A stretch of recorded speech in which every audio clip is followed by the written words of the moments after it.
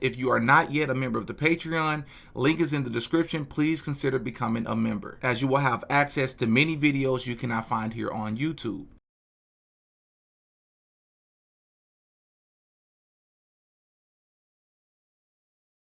All right, I have barely slept since yesterday's live, and I know that I said that that was going to be my last video, at least for quite some time, concerning the Charlie Kirk situation. Yet here we are. I have done quite a bit of research because things did not feel complete yesterday. I believe that Charlie Kirk was Freemasonically removed. Do I believe that Charlie Kirk is or was a Freemason? No, I do not know that. Do I believe that Charlie Kirk was a Freemason? Yes. I think that was a very good chance. Everything I say in this video is alleged. If you want the uncensored version of this video and you're already on Patreon, then good for you. Then you are already on the right video.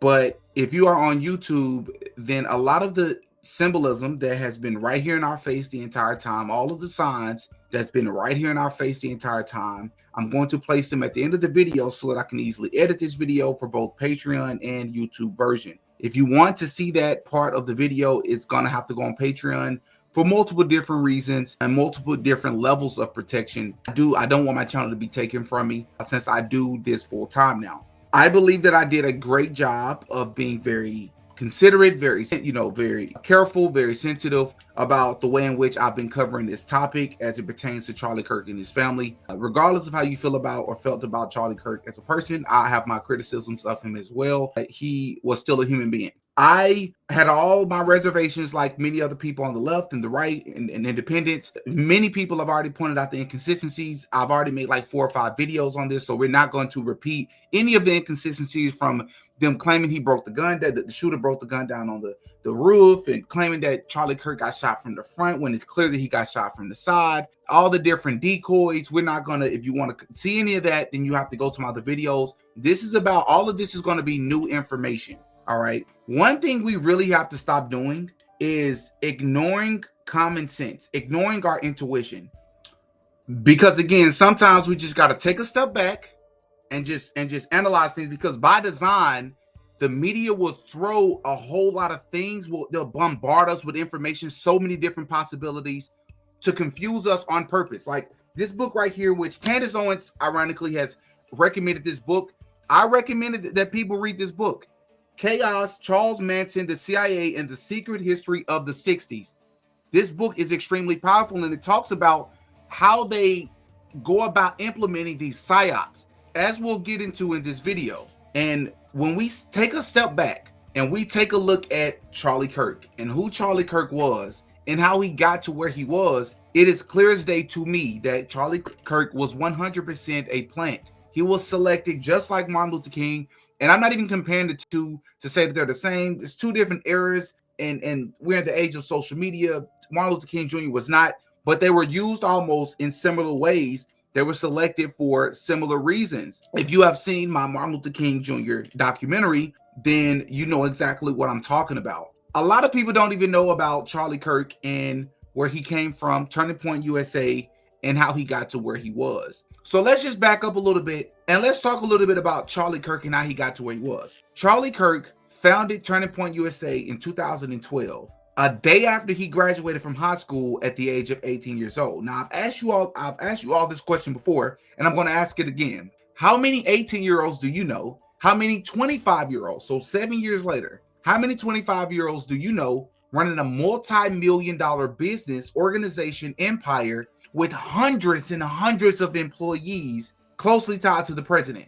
Zero. I know zero. I'm not saying that it's impossible for young people to be successful, but if you are, we have to stop believing that these people that we see placed in front of us, that if we just worked hard enough that we can get there. That's not how this works. That it's just not. Stop it. Stop it. Charlie Kirk was selected from the beginning because Charlie Kirk's Turning Point USA was not even founded by just him. It was also founded by another gentleman called Bill or William Montgomery, who was 72 years old in 2012 when he met Charlie Kirk. The story goes he met Charlie Kirk after seeing Charlie Kirk speak at some sort of local small college. He saw the star power. He saw the potential, right? And he decided to convince Charlie Kirk, whom he just met, to not only not go to college, but he also convinced him to start Turning Point USA. And a pattern that we're going to notice here is a couple of things. A lot of these people that's placed in front of us, they either go through college, they either take the college route, and they come out on the other side as a fraternity or a sorority member, or they do not go the college route, but somehow they still become affiliated with a lot of these fraternity members, so to speak. Within just 4 years of starting Turning Point USA, which allegedly started in a garage, and then this guy by the name of Bill Montgomery apparently provided this organization its seed funding, because Bill Montgomery is originally from Illinois and has a history as a marketing entrepreneur. So he used some of his funds to help launch this 501c3, Turning Point USA. And within 4 years, it is said that Charlie Kirk would run into Donald Trump Jr. And just like that, he is the direct assistant to Donald Trump Jr. in 2016 for the campaign for an entire year. By that point in time, they were receiving millions of dollars. For those of you who don't know, there is a subsidiary organization of Turning Point USA called Turning Point Action. Turning Point Action is what you would call a 501c4. Why is that important? Because the difference, or some of the biggest differences that people in the political sphere care the most about, between a 501c3, which is what Turning Point USA is, and a 501c4, is that 501c4s not only have more flexibility when it comes to lobbying. And for those of you who don't know what lobbying is essentially, in a layman's term, it's legal bribery. It's being able to offer money and other means to convince politicians and political organizations to vote this way, to support this bill, to swing this way in the election. 501c3s are a lot more limited in their ability to do this. Why is this important? Because Charlie Kirk's organization was receiving millions of dollars, not right away, but or at least public information within the 3 or 4 period gap of their inception. They would start receiving millions and millions of dollars by unknown persons and entities because you're allowed to be anonymous. This Bill Montgomery guy actually passed away on July 28th, 2020, which, if you've been following my channel for easily the past 3 or 4 months, then you would know that we've been paying close attention to individuals that have passed away, especially over the past 5 years since 2020 during the month of July, because it seems to be a lot of that. Not that everything don't have to be a conspiracy, but we just recognize patterns on this channel. It is also very important to note that Charlie Kirk was actually not even liked by a lot of traditional conservatives at the time. A lot of people forget this because conservatives a decade ago used to mean something completely different, right? It wasn't as provocative, right? It wasn't as divisive, right? And some could even argue that it wasn't as political as it pertains to those that were followers of Christ. Charlie Kirk comes along, and he was a lot more divisive than what a lot of people were accustomed to. It is also important to note that 501c4s are also allowed to bring in as much money as possible with anonymous donors and use that money to get out to vote. Not only that, it is also important to note that there has been a lot of questionable behavior and suspicions surrounding Turning Point USA's funding practices. It says here, by ProPublica, at this Trump-favored charity, financial reporting is questionable and insiders are cashing in. Charlie Kirk's nonprofit Turning Point USA has made misleading financial claims and gets its quote-unquote independent audit from its co-founder Bill Montgomery's former business associate. It has enriched several of its top leaders as it pushes Trump's message. And this was done back in 2020. And look at the date, July 21st. We've talked about that many times over the years. This date just keeps coming up. Let's see here. This election, one of President Donald Trump's most influential advocates is 26-year-old Charlie Kirk, who has developed a unique bond with the First Family. The conservative star dines with the president at Mar-a-Lago and rang in the new year there. During each of the last 2 winters, he used the club to hold a formal fundraiser for his nonprofit Turning Point USA that featured Donald Trump Jr. At a Turning Point event in June, the president, addressing the crowd, said, "Let us show our appreciation to my good friend Charlie. I'll tell you, Charlie is some piece of work who is mobilizing a new generation of pro-American student activists." On a Turning Point webpage soliciting donations, Trump Jr., a close friend of Kirk's, is quoted as saying, "I'm convinced that the work by Turning Point USA and Charlie Kirk will win back the future of America. The tax-exempt charity says its mission is to educate students about the importance of fiscal responsibility, free markets, and capitalism. As its profile has risen, its revenue has ballooned, reaching $28 million, a seven-fold increase in just 4 years. But behind the scenes, Turning Point USA has entered into questionable financial arrangements, particularly involving Kirk's mentor, William Montgomery, the lesser-known co-founder who is credited with discovering Kirk. Montgomery, 80, an Illinois entrepreneur and one-time Tea Party activist, is one of 3 Turning Point insiders who have won lucrative deals from the group to handling its printing, payroll processing, and fundraising. The nonprofit has also made misleading assertions about its finances to state and federal regulators, according to interviews and an explanation of tax business records. Charities are required to conduct annual independent audits, certifying their books are sound in order to fundraise in more than a dozen states. But the accounting firm Turning Point uses has engaged in multiple business relationships with Montgomery, who for years served as the nonprofit's treasurer. The dynamic, experts say, imperils independence and undermines the credibility of Turning Point's financial statements, including its federal tax returns, an issue of significance at a moment when more and more cash is flowing into the organization's coffers. This raises real questions about the legitimacy of the return. Philip Hackney, a University of Pittsburgh School of Law professor who formerly worked in the IRS Chief Counsel's office, told ProPublica. It makes it difficult to trust what is reported and begins to raise the possibility that it's a fraudulent statement. And it is also said that at this time, Charlie Kirk was already making close to $500,000 a year, and that was 5 years ago. Now let's get into some of my suspicions when it comes to Charlie Kirk. And do I know for a fact that he is a Freemason? No, I do not know for a fact. Do I know for a fact that Candace Owens is an Eastern Star? No, I don't know that for a fact. But I have my suspicions. Once again, Candace Owens is an individual who I just so happens to agree with on most of the things that she says. From a political perspective, from a theory perspective, I tend to agree with her most of the time. But we have to question everybody and everything that's placed in front of us. And the Catholicism thing when it comes to Candace Owens, I've voiced many times on this channel. I just can't seem to understand. And I believe that's part of the reason why she's being supported by the algorithm and placed on such a pedestal. But let's start to talk about some of the things that really started to stand out to me.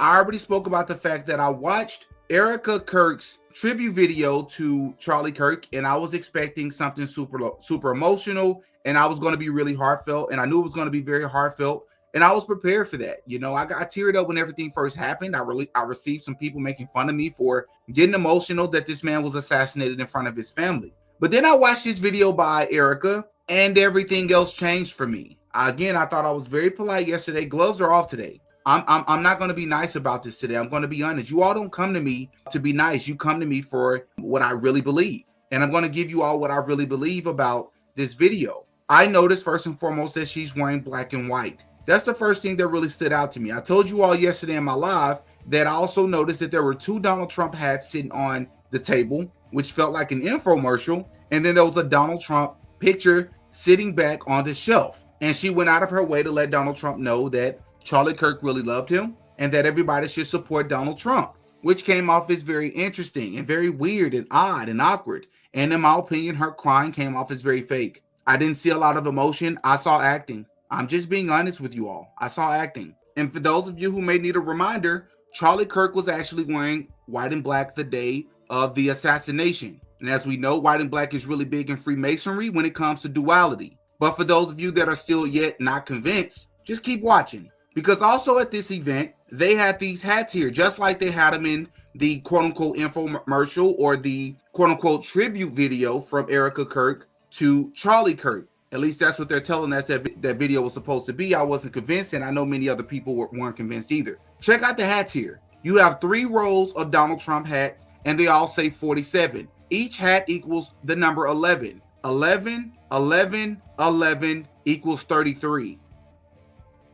33, and as we know, 33 is a huge number in Freemasonry. But for those of you who are not convinced, keep watching, because we're going to see how many times the number 33 has not only come up in this case, but all these other situations that we've already covered on the channel, but I'm going to bring them back to your recollection so we're all on the same page. The suspect in Charlie Kirk's murder in custody after 33-hour manhunt. The Jeffrey Epstein thing. U.S. House panel releases 33,000 pages of Epstein files. If you all remember this, while Hillary Clinton deleted 33,000 emails on her private email server. We briefly covered the 9/11 situation. As we all know, that happened in 2001, but what many people don't know is that not the Twin Towers, the construction began for those buildings in 1968. Ghislaine Maxwell found guilty of recruiting underage girls to be SA'd by Jeffrey Epstein, or sexually assaulted. I'm on Patreon by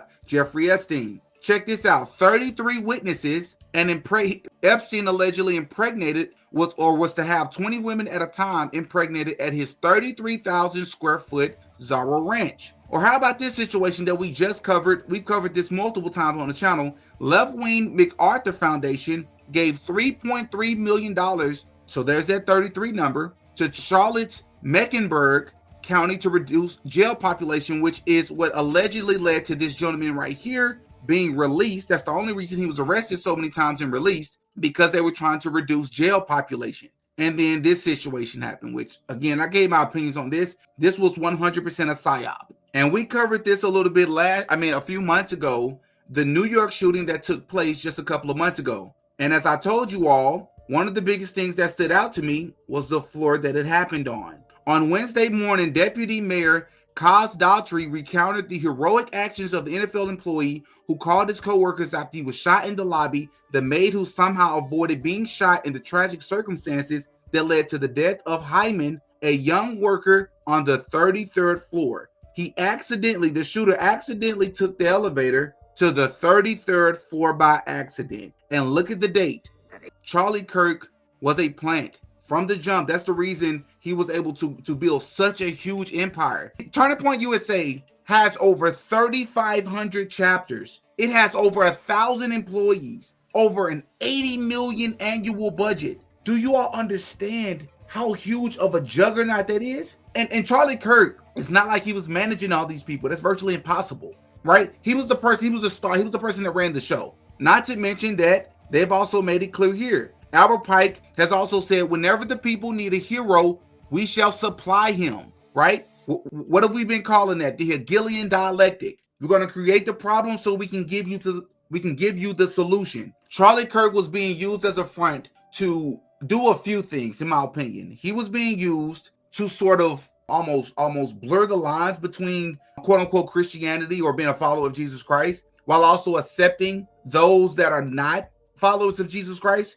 So when they throw out these terms like Judeo-Christian values, which some people say, well, that just means that, the Jewish religion and the Christian religion both recognize that, they both acknowledge the 10 Commandments. But the problem with that is, if your religion is stating that you believe that Jesus Christ is not only not God, but you believe that Jesus Christ is burning in hell, and I believe that Jesus Christ is Lord and will return and is our Savior, we have nothing in common. Our religion should not be combined in any circumstances. That's not what Charlie Kirk said. In fact, there's a tweet I want to show you. Here's a tweet here from Charlie Kirk. He says, "We talk about a golden age in America. I am an evangelical Christian, but I pray the new Pope will help usher in a new golden age of Christianity. If the new Pope defends the faith, defends the West, defends biology and eternal truths, I will be his biggest fan."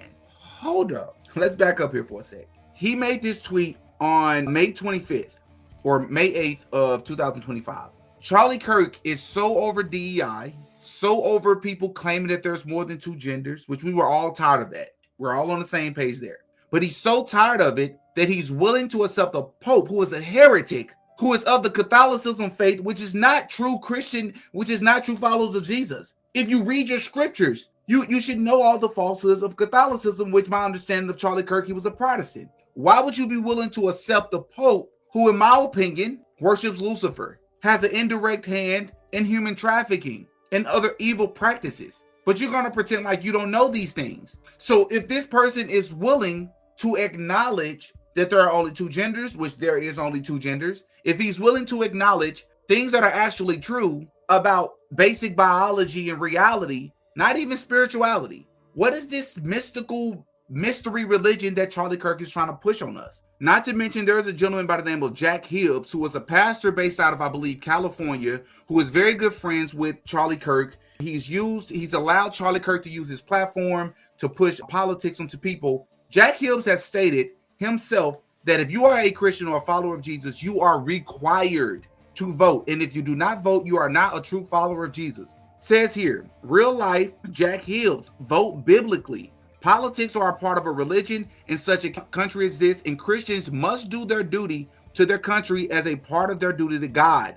God will bless or curse this nation according to the curse Christians take in politics. As an American and native Californian, I grew up being taught to honor the flag and to defend my country, blah, blah, blah, blah, blah. And we go down here, it says here, our forefathers founded this nation upon a Judeo-Christian worldview derived from the Bible. What is this Judeo stuff coming from? For those who are Christians, the Bible is to be our guide in this upcoming election. Have we forgotten that we are to do and act righteously? Voting is the right thing to do. Our vote reveals our belief system, but sitting out this election will reveal something more: disobedience. And then they misquote, they misrepresent the Bible. Whoever knows the right thing to do and fails to do it, to him it is sin. James 4:17. Taking this text completely out of context. Let me first say that I am a monarchist. I believe in a ruling and reigning king, and I am awaiting his return any day now.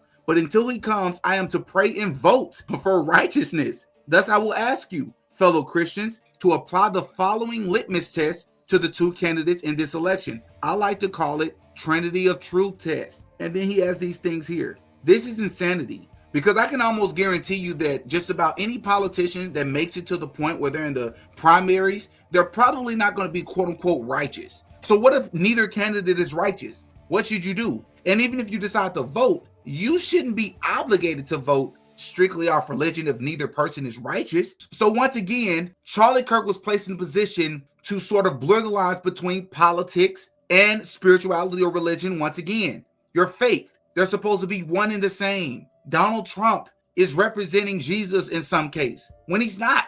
Donald Trump is not a follower of Jesus based on the things that I've seen him support. When his wife is giving statements about how they miraculously, ran into each other in Israel, but they didn't know each other at the time. Israel just keeps coming up with these people. Back chair. That person that's sitting right next to you is meant to sit right next to you. I'm not telling you to figure out why, but just know that nothing is by mistake. Nothing. I will never forget the time I was in Israel with my husband. Well, that was the second time, but the first time with my mother on a pilgrimage. And I was standing in the ticket line. And I remember looking behind me, and in the snake of the ticket line was a guy who looked very familiar. I had no idea who he was. And I told my mom, this guy looks so familiar. And as a typical mother, she said, go and say hi.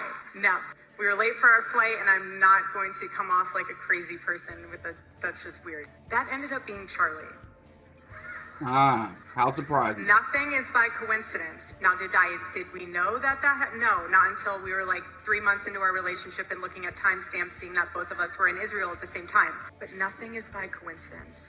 Did you all know that this same person in Erica Kirk was apparently, I believe, in 2012, that's right, the same year that Turning Point USA took off, apparently she was like in the pageant, the same pageant that Donald Trump was running or owned. What are the chances that she already knew Trump, would become married to Charlie Kirk, who would later meet Donald Trump and be the direct assistant to Donald Trump Jr. in 2016? Y'all just so happened to be running in the same circles by accident, was in Israel at the same time by accident. Not saying that it's impossible. What do I think this entire Charlie Kirk thing was done for? I've given other reasons, such as law changes and things of that sort, but something you can't forget is also the surveillance thing. We've talked about that with Palantir and Peter Thiel, who was the guy who's being accused, and I'm going to accuse him as well as being the person that created J.D. Vance, a huge person behind J.D. Vance. Nick Fuentes exposed that first. But here we are with Charlie Kirk, who I also believe was a creation, who was quote-unquote assassinated.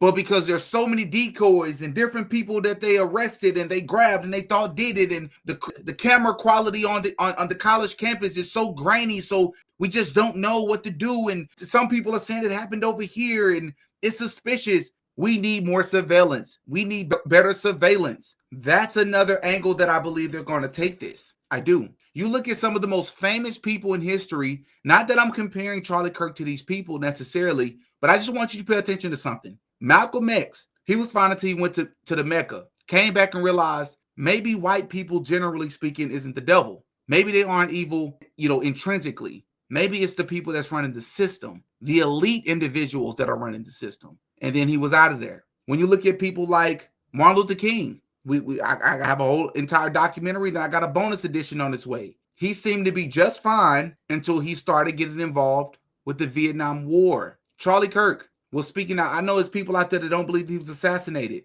I'm still on the train. I believe that he was. And we've spoken many times about why I believe that. And there's good reason to believe that. He started speaking out against the Iran war. He was not a fan of it. And he started to ask questions, very legitimate questions about Israel. And look what happened to him.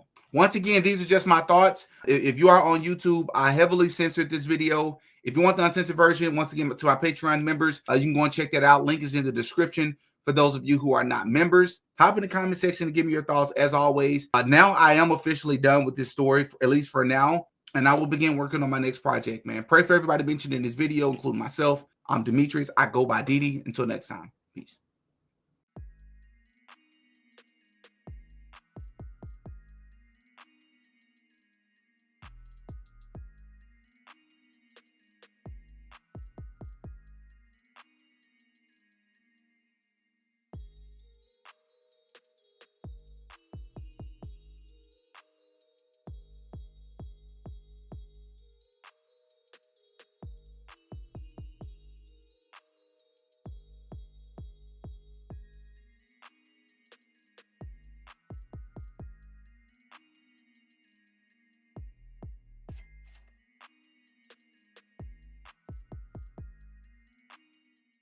Oh yeah, Didi got a podcast.